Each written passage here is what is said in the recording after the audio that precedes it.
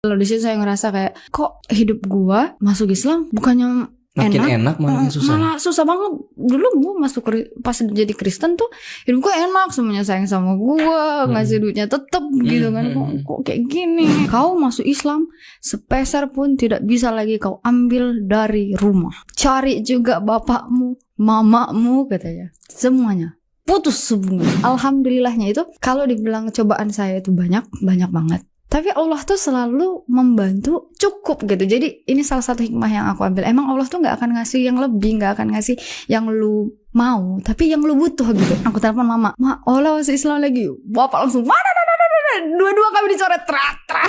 Waktu itu udah ikrar nih kan saya. Kan saya tahu tipikal bapak saya yang tahu orang tua saya. Jadi memang saya tidak ngasih tahu ke orang tua sebelum saya masuk Islam. Karena kalau tahu pasti gak dibolehin tuh gitu. Jadi akhirnya saya telepon nih sama Mak gitu. Kan di rumah cuma ada satu handphone ya. Aku masih Islam gitu. Apa gitu.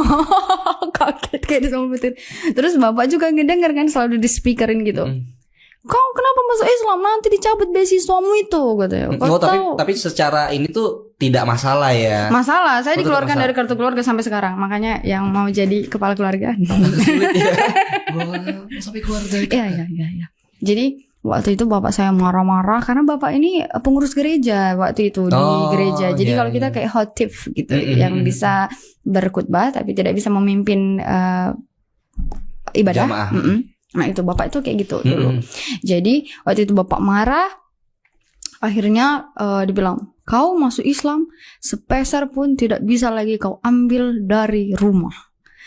Cari juga bapakmu, mamamu katanya, semuanya putus hubungan. Terus aku bilang lah, ya udah putus aja.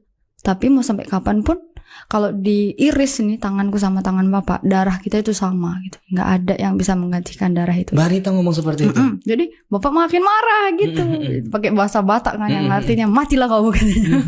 Terus aku bilang enggak mati aku. Sampai sekarang masih hidup begitu. Tapi seteguh itu Mbak Anita menjawab kepada orang tua. Iya, karena memang kita dari dulu memang sudah dididiknya itu keras, Mas. Jadi saya SMA itu, saya SD ya, dari SD sampai SMA tuh juara 1 terus selalu.